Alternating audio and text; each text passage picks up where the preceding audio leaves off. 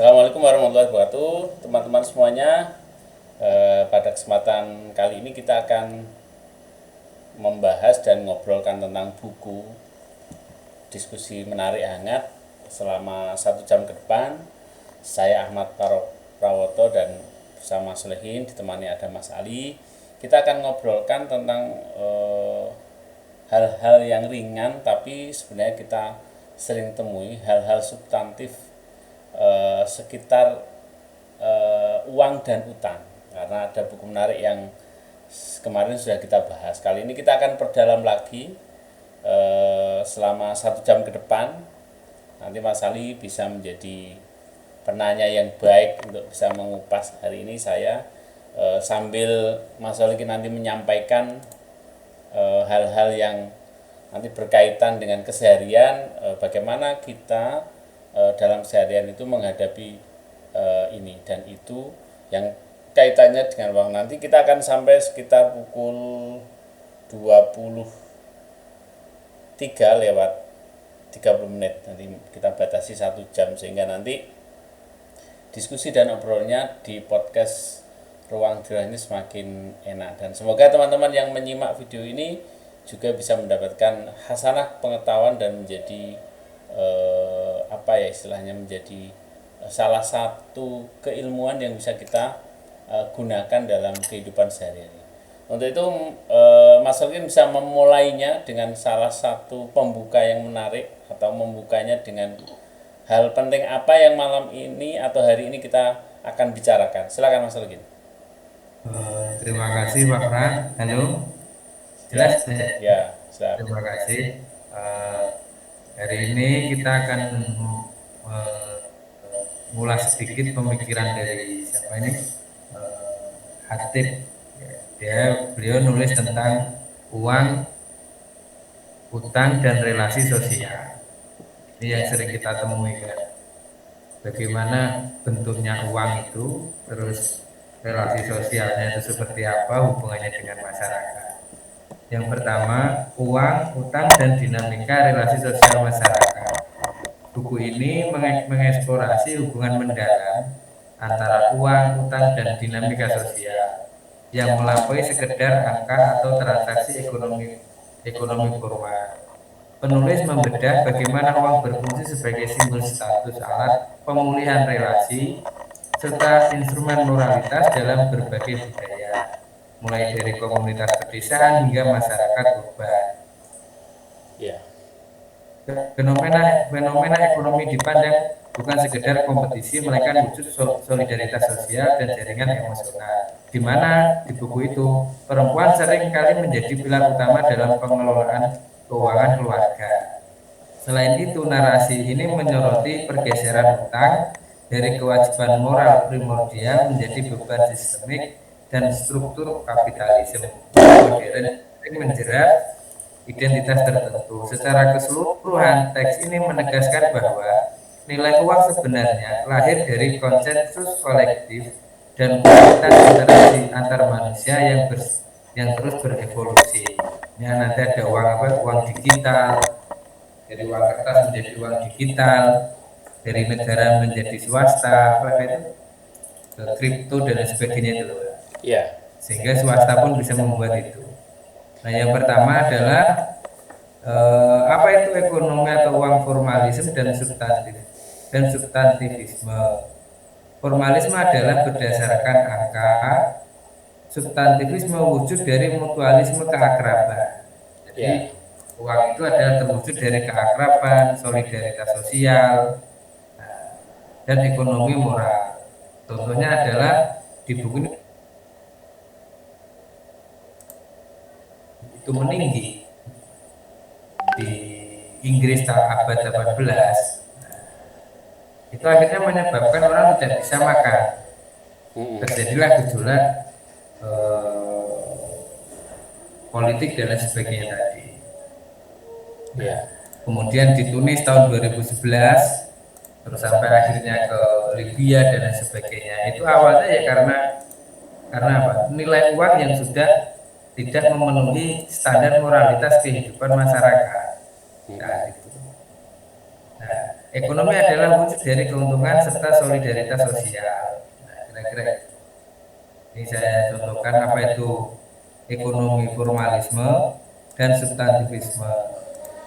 Perbedaan antara ekonomi formalisme dan substantivisme dalam relasi sosial terletak pada landasan tindakan tujuan dari aktivitas ekonomi tersebut. Ekonomi formalisme berbasis angka dan kompetisi. Formalisme didasarkan pada perhitungan angka dan matematis. Dalam pandangan ini, ekonomi dilihat sebagai ilmu kompetisi untuk mencari keuntungan sebagaimana pemikiran Adam Smith. Ya. Jadi formalisme seperti itu. Jadi ekonomi itu adalah ajang apa? Kompetisi. Nah, sementara relasinya seperti apa ya? Transaksional. Hubungan dalam sistem ini cenderung bersifat abstrak dan beralih dari nilai moral menjadi murni transaksional. Utang misalnya dipandang sebagai realitas teknis dan kriminal jika tidak dibayar, bukan lagi sebagai beban moral antar individu. Jadi kalau di agama itu kita kenal orang yang tidak bayar utang itu nanti tidak dihisap dulu. Pemikiran ekonomi formalisme tidak seperti itu. Ya kalau utang ya kalau tidak bayar ya dilaporkan polisi. Entah nanti barangnya apa yang disita. Terus bedanya dengan substantivisme adalah solidaritas dan mutualisme. Substantivisme merupakan wujud dari mutualisme keakraban dan solidaritas sosial. Aktivitas ekonomi seperti produksi, konsumsi, dan distribusi terikat erat dengan relasi emosional. Itu berkaitan dengan mata uang sosial. Dalam masyarakat substantif dikenal adanya mata uang sosial atau sosial surensi, di mana uang atau barang seperti ternak berfungsi sebagai alat untuk merelasikan manusia dengan manusia. Contohnya apa ya, dalam mahar pernikahan dan sebagainya. Atau memulihkan hubungan yang rusak atau sebagai tanda kehormatan. Memulihkan hubungan yang rusak apa? Ya melakukan kunjungan dan memberikan hadiah dan sebagainya. Atau itu sebagai tanda kehormatan, tidak hanya sekedar transaksi komoditas. Yang saya contohkan ya kalau di kita ya ketika bacaan berkata siapa yang mendapatkan dodo mentok, siapa yang mendapatkan ceker. Itu sudah berdasarkan apa? Nilai-nilai sosial yang dia bangun. Iya. Kira-kira. Nah, sehingga kalau ekonomi substantivisme ini merupakan ekonomi yang bersifat moral. Jadi uang di situ ada moralitas. Ketika saya meminjam uang semisal dan tidak saya kembalikan, maka saya dianggap pendosa kepada Tuhan dan saya dianggap sebagai orang yang akan dikucilkan, seperti orang yang tidak berhak berhubungan dengan Tuhan. Kira-kira itu kalau yang bersifat substantivisme. Kalau yang formalisme ya langsung saja, kalau tidak dibayar ya dilaporkan polisi. Kalau formalisme, kalau substantivisme ada nilai moralitasnya. Bisa jadi misal saya punya hutang dengan Mas Ali dalam jangka waktu 10 tahun kok tidak tak bayar-bayar, ternyata saya jatuh dari main bola terus kesleo, cedera. Orang akan memahami itu sebagai wujud karma. Kira-kira itu bedanya antara ekonomi formalisme dan substantivisme. Mungkin ada yang ingin disampaikan atau gimana?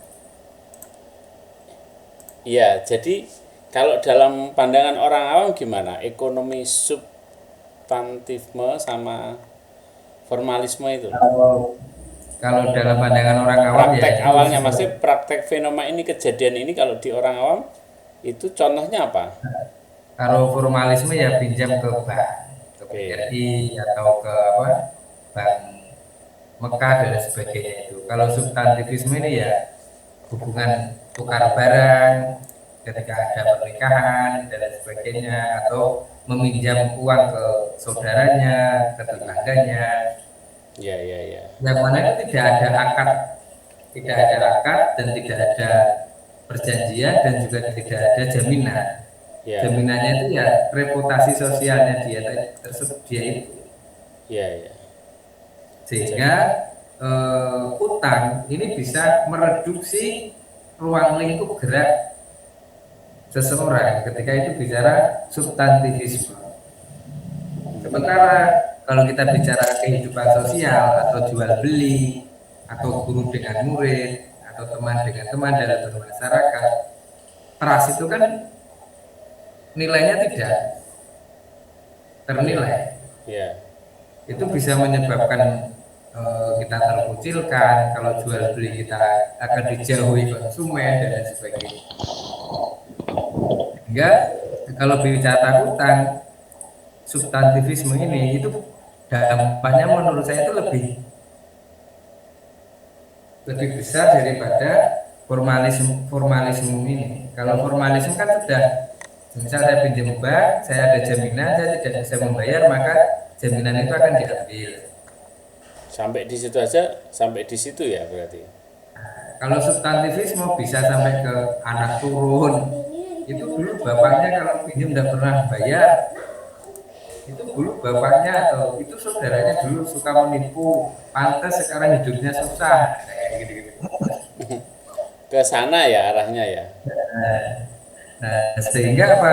Kehidupan komunal tersebut itu lebih berbahaya. Ya, Karena apa? Itu akan menghilangkan nilai sosial dia. Ibaratnya nanti kalau bacaan berkatan ya dia akhirnya dapat ceker. Wah itu kasih ceker aja itu karena apa? Karena tidak bisa ceker seperti pitik. iya ya. Kira-kira itu. Kalau primordial mas, praktek primordial. Eh, itu nanti ini yang ini Pak, yang akan kita bahas ini. Oke, oke. Berarti lanjut, silakan kita ke formalisme sama substantisme dulu kalau gitu. Kan ini sekarang kalau pertanyaan gini, sebenarnya penting mana dalam kehidupan sesuatu untuk menjaga keseimbangan antara substantif sama formalisme itu, apakah harus imbang atau bagaimana? Lah imbangnya itu di mana? Karena kan kita pasti harus berhubungan dengan orang lain gitu. Atau kalau kita terlalu, bank kan juga seakan-akan nggak butuh orang, tapi kalau terlalu formalisme, terlalu dengan orang kan juga nggak enak juga. Itu pakai alat ukur apa ya dalam praktek seharian kira-kira? Kenapa Pak? Kalau dalam keseharian kita itu sering sekali menggunakan formalisme. Kita kalau biasanya kalau hutang formalisme kenapa kok itu susah dan masyarakat lebih memilih substantivisme dan akhirnya tidak bertatap muka dan sebagainya. Itu pertama disebabkan karena kalau ekonomi formalisme ini butuh apa ya, administrasi yang agak berkepanjangan. Tapi kalau pinjam teman, pinjam saudara tinggal bicara terus akhirnya jadi. Iya ya, gitu ya, cukup dengan gitu aja sudah cukup. Nah, kira-kira itu Pak. Iya. Oke, silakan dilanjut mas. Saya lanjut, kalau tadi ada pertanyaan tentang apa itu eh, hutang primordial dan hutang apa? Satunya hutang apa Pak itu? Hutang kredit biasa. Ya, Jadi dalam dalam kehidupan manusia itu tidak lepas dari yang disebut hutang ya. ya, Satu, hutang apa itu? Primordial, yaitu hutang apa? Hutang yang berdasarkan apa? Jasa orang tua dengan anak, guru dengan murid,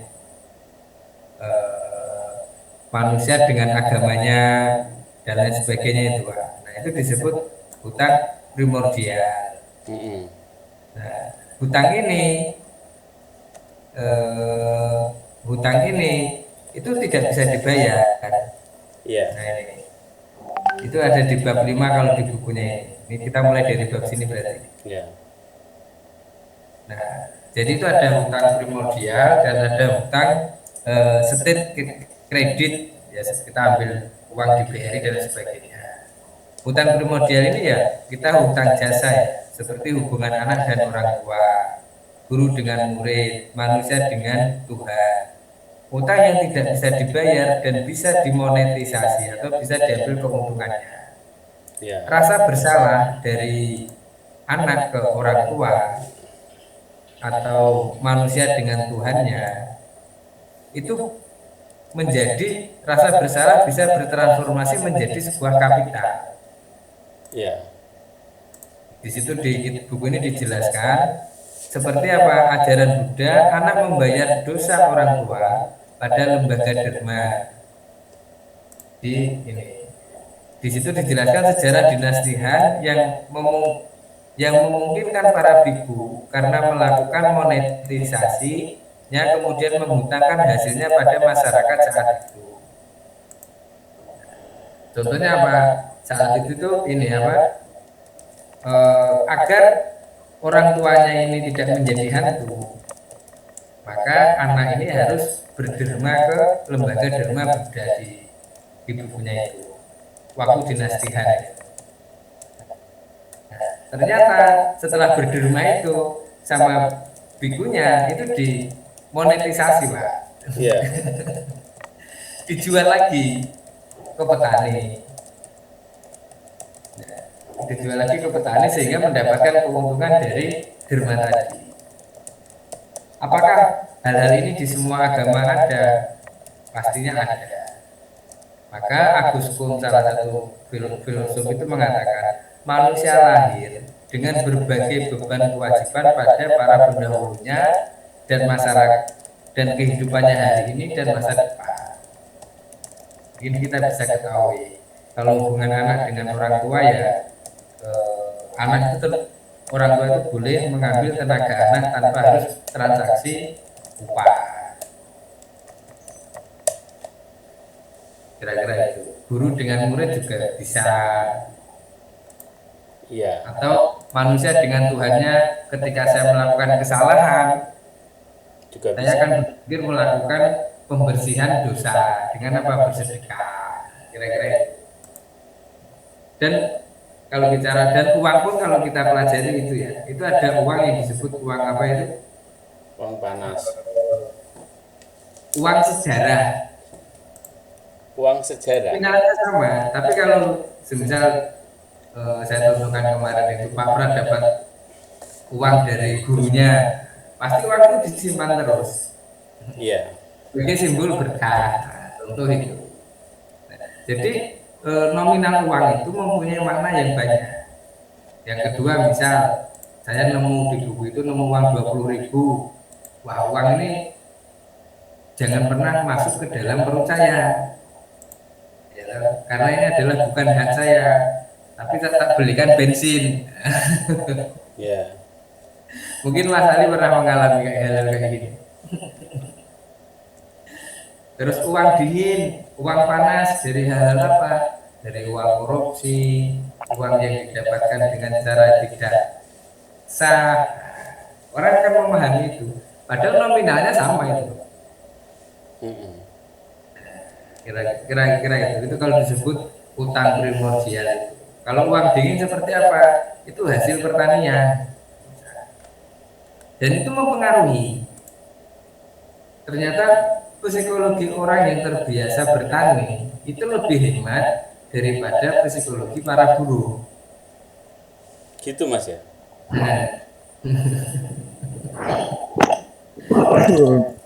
Dalam prakteknya itu kita bisa lihat para petani itu pasti hidupnya lebih apa, gak patek jajan lah biasanya. Karena ribut Mas Ali. Keteragar urusan jajan. Lanjut. Nah, di sini dijelaskan pada abad 19 uang dana untuk seserahan pada kaum Brahmana di Indonesia sudah ada itu Pak, Ya. sebagai bentuk penghormatan. Utang disebut pawitan, hal yang sakral, saksi mandi dulu sebelum melakukan transaksi. Di Indonesia pun ada peristiwa seperti itu pada abad 9 itu. Jadi kaum Brahmana. Kalau sekarang apa ya? Yai. Nah, seperti itu. Jadi memang kita sudah mempunyai tradisi itu Pak, hormat istilahnya. Berarti ya. Ya dari dulu sudah ada gitu ya. Sudah ada sudah ada itu. Itu istilahnya utang primordial. Jadi kalau bicara tradisi kita sebenarnya itu sudah tinggi ya, kalau menurut saya. Dia sudah bisa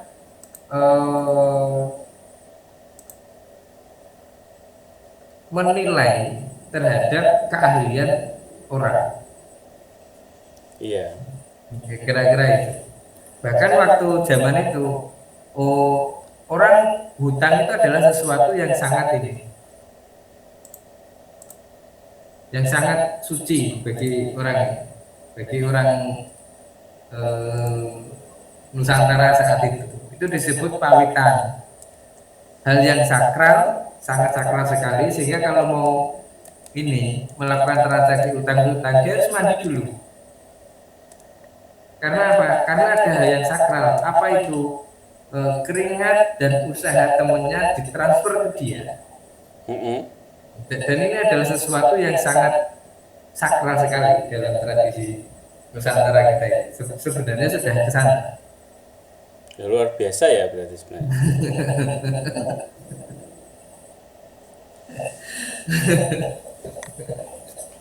Itu zaman dulu Pak. Jadi kesadaran dia untuk menerima transferan keringat atau usaha saudaranya yang dia ambil dengan pola kepercayaan tadi, primordial tadi, dia harus bersih dulu untuk menerima itu. Ritualnya ya mandi. Walah, luar biasa.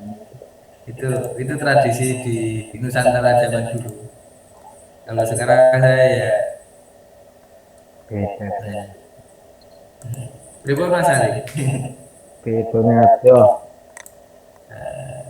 Nah, ini kalau di ini ya, hutang juga bagian dari hubungan superior dan inferior. Baik ajaran agama Hindu, Kristen, Islam, bunga utang adalah sesuatu dosa besar. Kira-kira itu Pak. Jadi semuanya. Solusinya nanti justru di ekonomi Islam. Karena di ekonomi Islam itu tidak mengenal istilahnya, tidak mengenal hutang, tapi mengenal bagi hasil, berbagi laba, dan berbagi risiko. Nah, kemudian utang itu bertransformasi dari moral menjadi transaksional. Kalau dulu tidak bayar menjadi pendosa, kalau sekarang menjadi tindakan kriminal. Kira-kira itu. Nah, ini yang bab ke-6 ini. Komodifikasi uang dan finansialisasi utang di sini. Menurut Mark Webster, uang itu adalah hal yang abstrak, dia merelasikan hubungan sosial. Uang adalah sebagai pertemuan sosial dengan problem perhitungan matematika. Uang adalah relasi antar manusia dan antar barang. Komoditas, nilai guna, nilai fungsi. Uang adalah produksi. Nah, menurut maksudnya di sini, uang adalah alat sirkulasi, alat pengukur nilai dan relasi sosial. Yang sering saya contohkan itu dulu waktu saya jualan telur itu. Itu nggak usah ditimbang. Yang jual itu udah ini dia dari pesantren nggak mungkin bohong. Nah, kayak gitu Pak. Gitu ya dulu ya. Jadi uang pun juga akan mengikuti pengukur nilai orang. Sampai segitunya ya. Termasuk nanti kalau jenengan itu yang sampai ajar itu biasanya yang mendengarkan itu anak petani, anak pedagang, atau anak buruh. Beda ya. Mestinya kita kalau amati pasti ketemu, Pak. Oh ya, betul. Kerasa. Karena apa? Kenapa? Ya, biasanya kerasa. Karena apa? Nilai-nilai yang kita ucapkan itu akan bahasa Jawa yang nyandernya itu ya dengan yang sepaham itu. Nah, termasuk utang itu. Nah, saya contohkan demokrasi dan utang dan transaksi uang. Irak pada tahun 2000 itu karena dia menggunakan euro, akhirnya menggunakan uang euro, akhirnya terjadilah peristiwa itu sama Amerika. Karena sudah tidak mau menggunakan dolar. Akhirnya wajah pemimpin otoriter mempunyai senjata pemusnah massal. Itu bagian dari strategi itu ya. Nah akhirnya apa, Pak? Finansialisasi utang melalui komodifikasi risiko.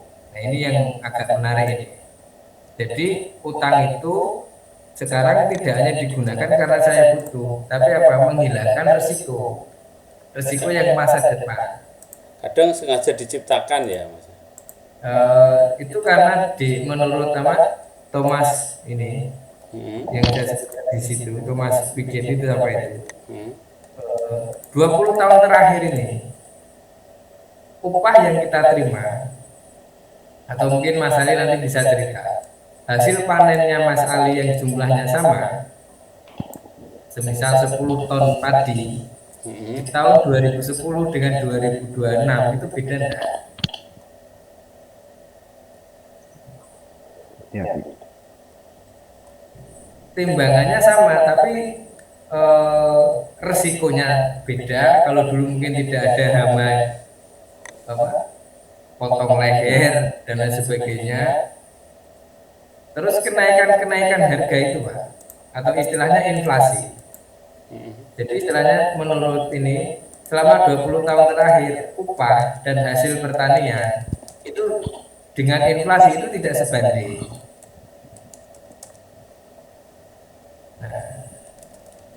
Terus bagaimana kalau seperti itu ketika tidak sebanding?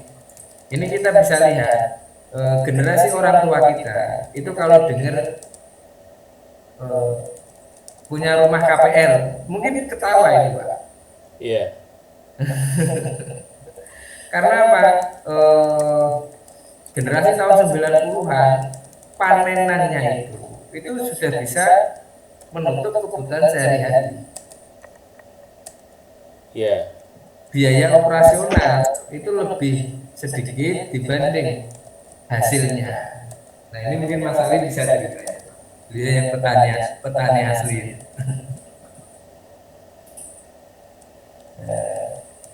Akhirnya apa? Mereka berhutang seperti saya. Untuk usaha harus berhutang. Kadang kebutuhan rumah perlu berhutang, kebutuhan sekolah perlu, kebutuhan konsumsi bahkan perlu hutang. Dan usaha pun kadang perlu kita menggunakan usaha. Nah akhirnya apa? Finansialisasi sektor risiko akhirnya di situ. Nah, belum ditambah lagi cara berpikir masyarakat. Menurut Emil Durkheim itu masyarakat adalah bui-bui kolektivitas, mengorbankan diri, semangat kolektif, emosi, modal, ritual masyarakat non komersil untuk kepentingan nilai-nilai komunitas. Jadi kalau kita sederhanakan itu ya, kebutuhan kita untuk merayakan pernikahan, acara pernikahan, kebutuhan kita untuk merayakan Hari Raya Idul Fitri itu kosnya lebih tinggi daripada kebutuhan kita sehari-hari. Iya. Jadi ibaratnya uang yang itu adalah hasil dari usaha itu digunakan untuk hal-hal yang bersifat non komersil. Ya. Dan itulah nanti muncul eh, transaksi hutang baik apa primordial atau kredit. Banyak kok kalau kita mau cari data-data itu. Banyak orang yang karena menikah akhirnya dia tidak menyapa temannya karena hutang tidak bisa dibayar. Betul Mas Ali? Iya, itu ya, dan Itu utang primordial ya. Nah, cerita pengalaman pribadi. Sampai aset-aset temannya dijual. Nah, itu untuk pemenuhan apa? Kalau menurut Emil Durkheim ini, ya untuk pemenuhan yang non komersil dan bukan hal-hal yang bersifat darurat. Kalau dalam hal agama, Iya. mungkin ada ini Pak. Ya, cukup lanjut. Nah, saya lanjutkan. Nah, kemudian evolusi uang dari yang dulu itu dari kulit kulit hewan dan lain sebagainya menjadi kertas, kemudian setelah menjadi kertas menjadi digital. Nah, dengan adanya uang digital ini berpotensi hilangnya tuyul. Ketika dia sudah berwujud apa di aplikasi Dana itu, apa tuyul bisa ambil itu? Iya, gue gak bisa. tuyulnya hacker lagi. Dan uang ketika sudah menjadi digital itu akan sesuatu yang sulit untuk dikorupsi. Jadi uang pun mengalami evolusi.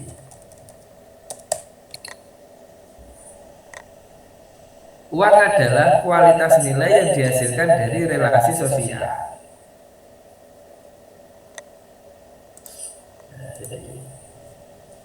Ini kalau kaidahnya maka aksaru filan kana aksaru fadlan. Barang siapa yang berusaha lebih maka dia akan mendapatkan keutamaan yang lebih. Ternyata tidak. Sholat kalau bacaannya surat Al-Baqarah sama Ali Imran ya sama Rasulullah ditegur. Panjangan. Ya, Bang. Nah, akhirnya apa? Uang kalau dikiaskan dengan kaidah ini, uang adalah kualitas nilai yang dihasilkan dari relasi sosial tersebut. Kalau saya mempunyai keahlian dan saya mempunyai relasi sosial yang baik, maka nilai ide itu lebih kuat dibanding nilai tenaga. Makanya Imam Suyuti ketika bicara itu kesuksesan adalah untuk orang yang bekerja keras, tidak semuanya. Sholat pun kalau baca Al-Baqarah sama Ali Imran langsung ditegur sama Rasulullah. Lebih utama baca surat-surat pendek. Itu berhubungan dengan Tuhan, apalagi berhubungan dengan sesama manusia. Ya, artinya apa Mas? Kalau dalam kehidupan sehari-hari, jadi orang yang kerja keras belum tentu ya. Ini kan bicara uang ya. Iya. Uang ketika dikaitkan dengan manusia, dengan entah dengan saya atau dengan jenengan atau dengan Mas Ali. Ketika Mas Ali nanti ini menjadi ahli agama, Ya. kualitas nilainya dia itu akan lebih tinggi di relasi sosialnya dia, di masyarakatnya dia, ketimbang dia tidak mempunyai keahlian dalam bidang agama. Oh iya. Istilahnya itu uang yang akhirnya nanti dikalkulasikan menjadi sebuah hutang dan sebagainya, itu adalah kualitas nilai dari orang tersebut. Mungkin saya kalau ngobrol seperti ini ya tidak ada nilainya, Pak. Tapi siapa tahu nanti suatu saat saya menjadi guru besar, menjadi profesor, atau menjadi coaching apalah, coaching usaha atau apa. 1 jam kan bisa saya nilai 1 juta, apa 10 juta. Oh iya, itu teman saya itu 2 jam sudah minta 12 juta. Nah itu kan sama dengan saya hasil jualan telur 4 bulan. Iya. Bukan teman saya itu membayar orang untuk konsul itu 2 jam 12 juta ya. Maka kaidah ini ada pengecualian, maka karena aksaru bilan, karena aksaru fadlan. Nah kalau dalam ibadah sholat ya tadi, kalau dalam kehidupan manusia ya kualitas manusianya tadi, kualitas ide dan sebagainya tadi. Ya kalau sepak bola ya tendangannya Ronaldo sama Messi dengan tendangannya dia dengan siapa itu pemain timnas, anggap saja Ivan Dimas. Meskipun Ivan Dimas menendang 20 kali dan Ronaldo dan Messi menendang 1 kali dan pakai baju sponsor apa itu, nilainya pasti berkali lipat. Iya. Nah, uang itu menurut buku ini itu ya pengukur nilai seseorang. Iya ya, pengukur nilai seseorang ya berarti dia ya. Jadi semakin value orang itu tinggi, ya semakin tinggi pula gitu. Semisal Mas Ali ini menjadi guru spiritualnya Pak Prabowo, pernah foto berdua, jret gitu saja. Foto berdua dan dia menjadi guru spiritualnya foto berdua itu saja, Pak. Dibanding saya minjem uang 10 juta sama Mas Ali, mungkin lebih bernilai Mas Ali yang jadi guru spiritualnya Prabowo. Semisal saya di jalan kok dicegat orang, terus saya bilang ini teman saya.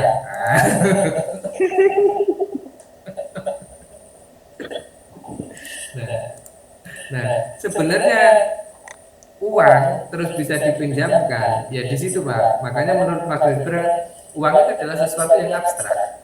Iya. Maka uang 10 juta dibanding saya yang berteman dengan Mas Ali, karena Mas Alinya mempunyai nilai menjadi guru spiritualnya presiden, itu lebih bernilai yang kedua ini dibanding nominal uang 10 tadi. Gitu ya. Nah, kalau di buku ini, sehingga apa? Uang itu adalah sesuatu yang istilahnya apa ya? Dinamis. Sekitar seorang. Sudah ya, ini Iya. revolusi ini. Kemudian di bab yang 7 ini, berubahnya sifat utang personal menjadi politik identitas. Ya. Ini dijelaskan imigran Kamboja di mana itu, di Amerika. Dia sudah ada di sana. Dia sudah ada di sana di Amerika, dan dia harus melakukan apa Pak? Dialog pada arwah. Jadi kepada leluhurnya sampai ke generasi ketiga. Kenapa? Itu wujud hutang budi. Generasi ketiga kalau tidak melakukan itu, maka dia tidak mempunyai identitas. Akhirnya ya muncullah dan ritual-ritual tadi. Nah, maka apa? Utang itu adalah realitas teknik, sosial, dan politik. Nah, di Burdu itu melakukan penelitian di daerah Aljazair, ya, di daerah Berber. Ya. Pemilik toko itu memberikan utang. Ketika dia berhasil bisa mempunyai kualitas memberikan utang kepada masyarakat, maka nilai sosialnya dia tinggi. Iya. Bahkan mungkin dia lebih suka uangnya itu tidak kembali lagi daripada kembali.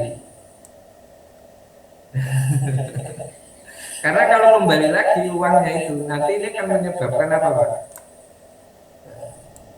Status sosialnya itu luntur. Maka jangan heran kalau kadang itu ya anaknya kita rokok saja tidak punya, tapi kalau tetangganya pinjam dia punya.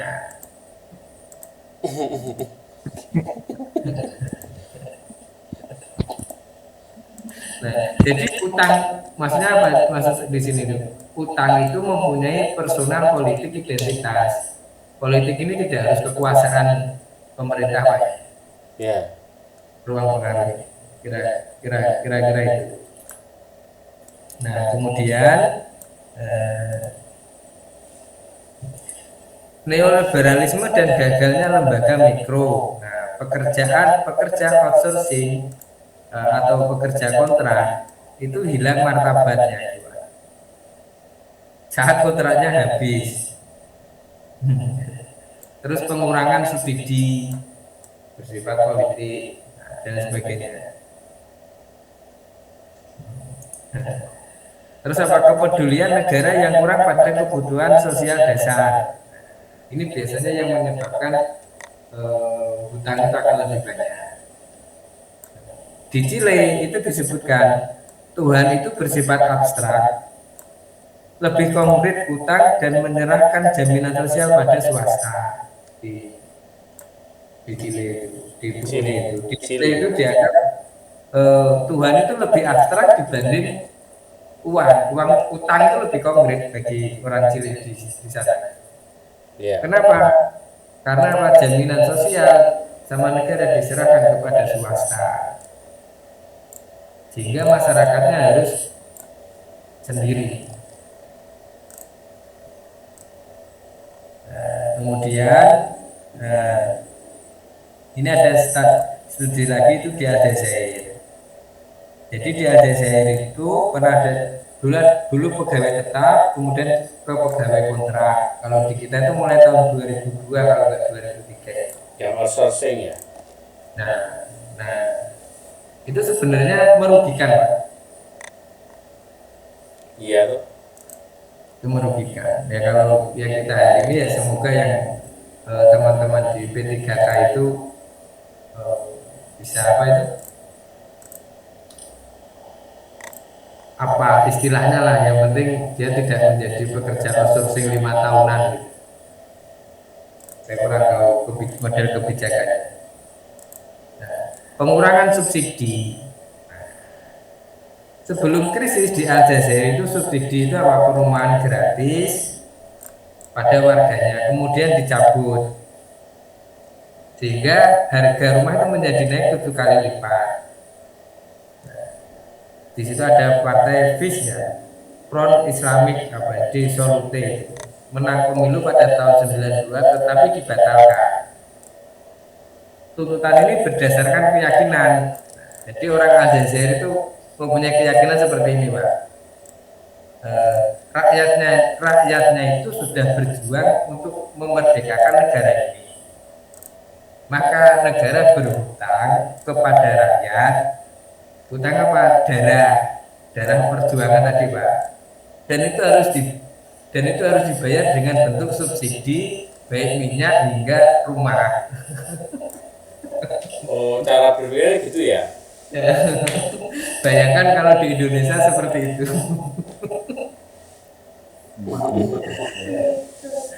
Alhamdulillah ulama-ulama kita kan ulama-ulama tasawuf. Jadi ketika kita negara tidak terlibat, para ulama-ulama kita bisa mendinginkan suasananya. Oh mungkin karena kita mempunyai kerjanya kurang giat lagi. Oh karena mungkin kehidupan kita belum berkah. Resto insya Allah nak payah Allah ngersano mesti jadi. Pandangan-pandangan tasawuf inilah yang menyebabkan kita bisa menerima keadaan. Kalau di Aljazair dia menuntut balik. Dulu kakek saya itu berjuang untuk merdeka. Nah, darah perjuangan itu harus bayar dengan apa? Subsidi kebutuhan dasar. Iya. Nah, ini bagaimana menilai utang itu, Pak? Terus gimana? Jadi cara menilai utang kan berbeda-beda.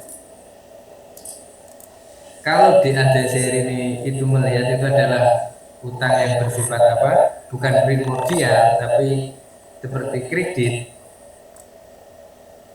Kalau di Indonesia hal-hal yang bersifat seperti ini itu adalah utang primordial.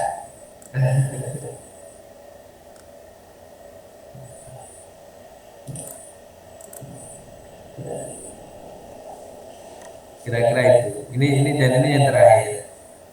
Nah, yang terakhir ini. Negara miskin biasanya wira swastanya lebih banyak dari negara berkembang atau negara maju. Permasalahannya usahanya belum bisa berkembang itu disebabkan kenapa? Salah satunya apa? Menyampur biaya bisnis dan rumah tangga. Gitu ya. Biasanya kalau di kita seperti saya dulu ya waktu usaha, kenapa usahanya belum bisa berkembang dengan baik?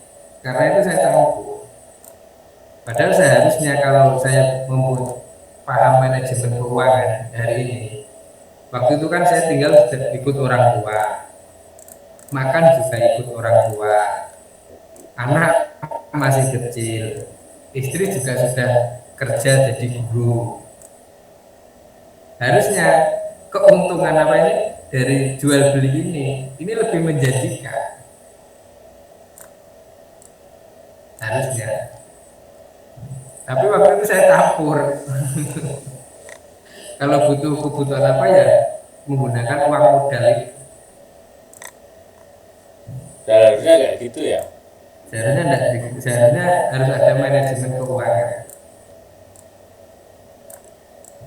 Dan itu yang menyebabkan usaha-usaha di daerah berkembang itu tidak bisa berkembang. Kemudian apa? Usaha itu adalah pilihan terakhir setelah dia gagal di sektor pemerintah. Jadi kayak jadi pegawai baru ambil usaha. Nah, itu salah satu apa gejala orang-orang di negara berkembang. Nah, kemudian utang itu apa beridentitas. Maksudnya apa? Perempuan yang mempunyai mobilitas tinggi itu malah menjadi sasaran untuk bisnis hutang ini. Buat usaha toko atau bakul lengket dan lain sebagainya tadi. Ini ada yang menarik, Pak. Di Afrika Selatan. Nah, ini psikologi utang. Ya. Ketika peristiwa apartheid itu yang Nelson Mandela itu, yang dulunya di sana kulit hitam itu ada diskriminasi secara kebebasan dan lain sebagainya. Terus masa Nelson Mandela dibebaskan, makanya terjadilah apartheid itu. Nah, kulit hitam, demokrasi dan jeratan utang. Pasca apartheid di Afrika Selatan, hak sama antara kulit putih dan kulit hitam. Nah, kulit hitam ini menunjukkan kebebasannya dengan apa? Dengan pola konsumsi. Ya. Beli mobil. Oh, saya sudah bebas ini. Bisa beli mobil, bisa beli apa? Rumah baru dan lain sebagainya. Dan ternyata untuk menunjukkan kebebasannya ini, kalau dia sudah bebas dan tidak ditindas oleh kulit putih, dia menggunakan utang. Maksudnya gimana? Dia kan harus menunjukkan kebebasan dia. Ya. Kalau dia setara dengan kulit putih. Caranya dengan utang. Caranya apa? Dengan membeli mobil seperti yang dimiliki kulit putih. Oh ya. Dengan apa? Mempunyai rumah seperti kulit putih. Ternyata dengan psikologi ini justru menyebabkan warga kulit hitam saat itu, saya tidak sedang bicara rasis ya, bicara sejarah. Mereka menumpuk utang akhirnya. Dan dampaknya apa? Malah kehilangan tanah. Karena dia menumpuk utang dan membeli sesuatu itu. Membeli sesuatu dengan menjual aset. Hanya gara-gara pengen dianggap bebas. Nah, gara-gara agar dianggap bebas seperti kulit putih. Ya itu di Indonesia juga terjadi ya. Gimana itu, Pak? Ya untuk menyamai seseorang kadang kita rela tidak makan tapi harus menghambur-hamburkan uang gitu. Beli apa? Contoh anak Gen Z sekarang, mereka itu kata istri saya, mereka itu untuk makan itu, makan yang enak-enak itu dia nggak mau, tapi dia punya HP-nya iPhone, punya kesana sini, tapi ketika makan dia lebih menahan gitu, hanya supaya dia dianggap punya apa ya, kasta yang sama dengan mereka yang punya uang. Tapi dia dengan didongkrak dengan gadget yang dimiliki biasanya gitu.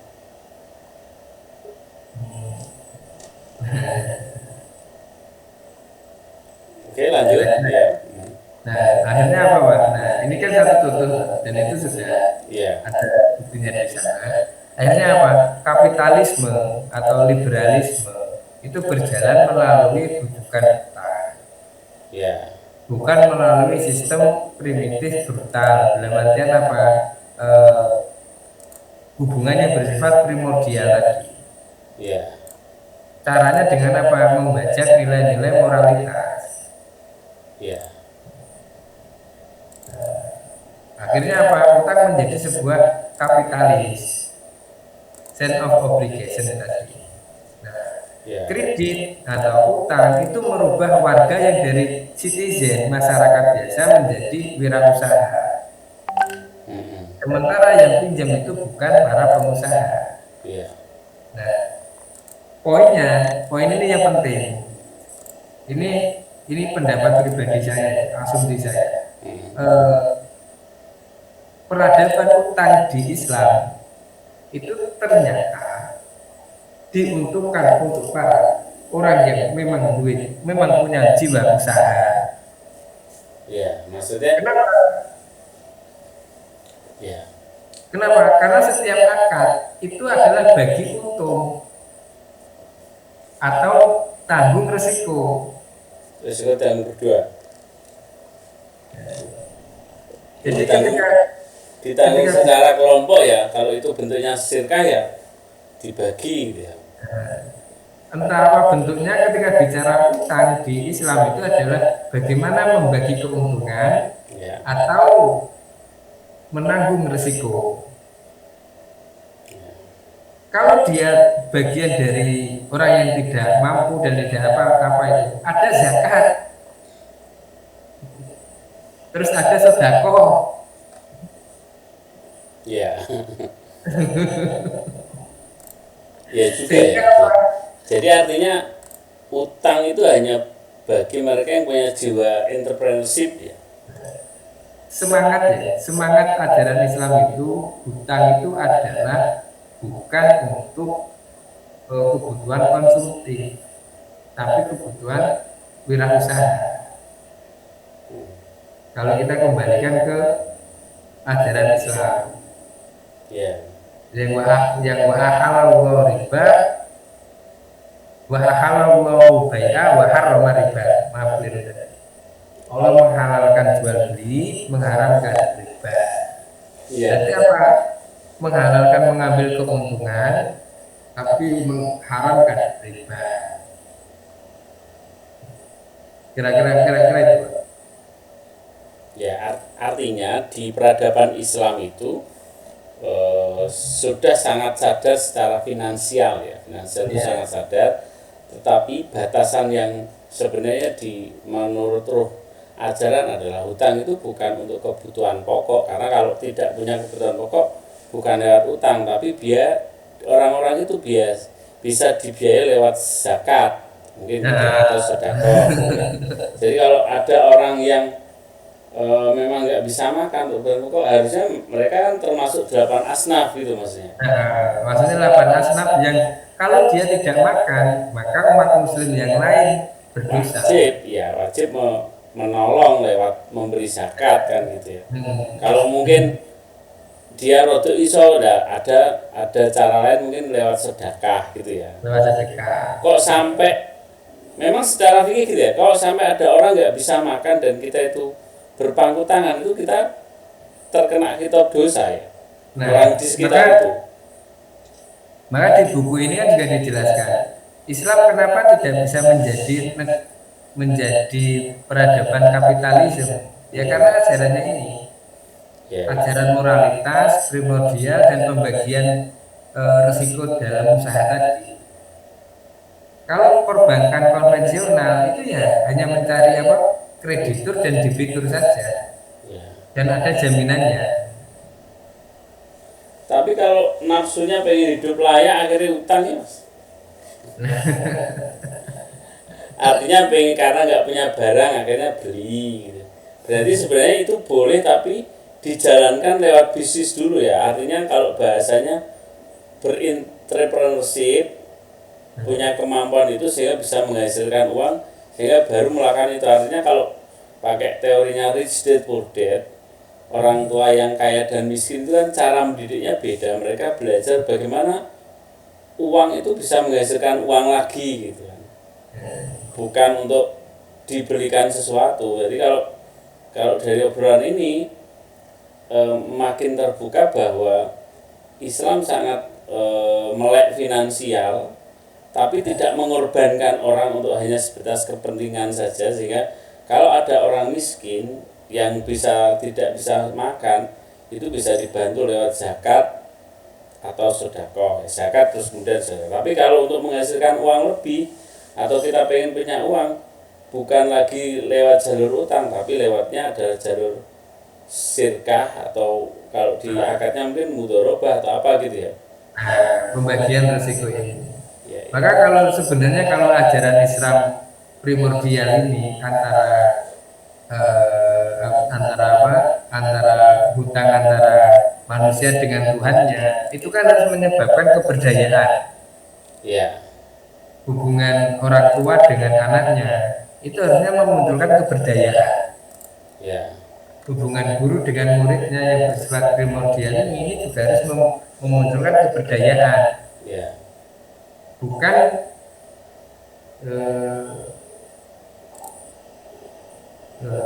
mengorbankan salah satu untuk memenuhi kebutuhan emosionalnya. Jadi untuk memenuhi kebutuhan emosionalnya tadi, sehingga salah satunya itu diambil sisi emosional primordialnya. Kalau kamu tidak nurut dengan saya, kamu tidak berwalidain. Kalau kamu tidak nurut dengan gurumu, ilmumu tidak barokah. Kalau kamu tidak bersedekah, kamu tidak masuk surga. Emosional ini jangan sampai menjadi alat transfer kemanfaatan konsumsi ke orang lain atau produksi orang lain, atau bagaimana dia bisa mendapatkan distribusi yang gratis barang. Bahkan transfer aset, Pak. Transfer aset ya, aset saya alihkan ke jenengan agar saya masuk surga.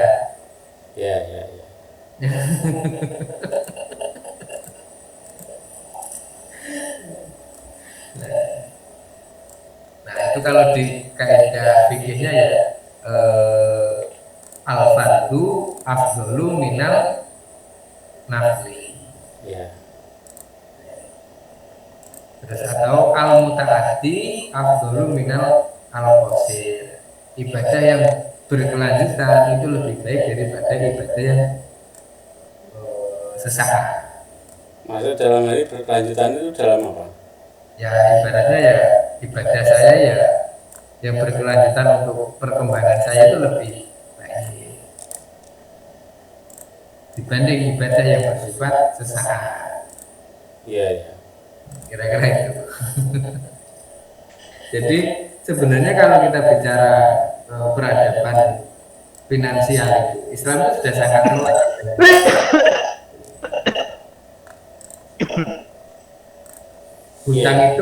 Hutang itu untuk ditasawufkan agar muncul keuntungan.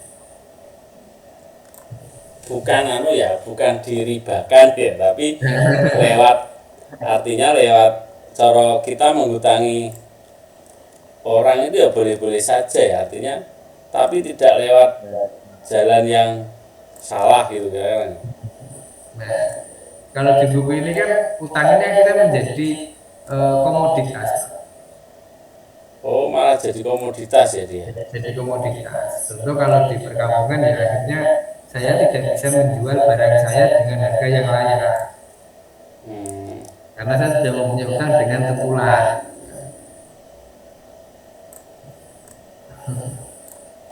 Iya. Dan tengkulaknya mau meminjami saya ya karena saya mempunyai tanaman di sawah. Iya. Dan ini kalau saya tidak bicara ini sah dan salah satu solusinya ya kalau bisa sumber pemasukan tidak hanya satu. Kalau jadi petani, kalau bisa jadi peternak. Biar ada pengganti. Kalau mau makan ayam itu tidak harus beli. Iya. Kalau mau makan daging kambing ya beli sendiri. Melihara 5 ya satu sembelih sendiri, makan sendiri, pasti itu. Oke Mas, ya. Waktu kita tinggal 3 menit ke depan ya. Sebagai penutup obrolan, berarti saya bisa menyimpulkan satu hal ya dari obrolan kita ya, secara keilmuan Islam sebenarnya sangat melek finansial berdasarkan riwayat itu ya tentang utang dan pembiayaan itu. Kalau pembiayaan untuk kebutuhan orang miskin, tentu Islam tidak mendukung untuk berhutang karena bisa dibiayai lewat zakat atau sedekah. Gitu. Tapi untuk yang lain, Islam menganjurkan untuk berhutang tapi yang menghasilkan. Artinya kalau bahasa bisnisnya itu utang produktif atau good, hutang yang baik. Kan ada istilah hutang buruk dan hutang baik. Hutang baik itu adalah hutang yang dimana dia bisa membiayai dirinya sendiri. Kalau di pelajaran itu gitu. Jadi kalau kita berhutang itu, dari hutang itu kita bisa gunakan untuk istilahnya entrepreneurship, dan sehingga kita bisa dipakai untuk membiayai hutang, artinya mencicil dari situ. Nah nanti tentang bagaimana hutang dan jenis hutang, terus bagaimana pengembangannya, tentu Islam sangat melarang kalau dikembangkan lewat jalur riba. Artinya utang yang ditambah, tapi jalurnya adalah jalur entrepreneurship, sama-sama berbagi keuntungan lewat sirkah, gitu ya kira-kira. Itu. Nah, mungkin Mas Ali, Pak. Gimana Mas Ali? Praktek di lapangannya itu. Ada nggak sesuai, Pak.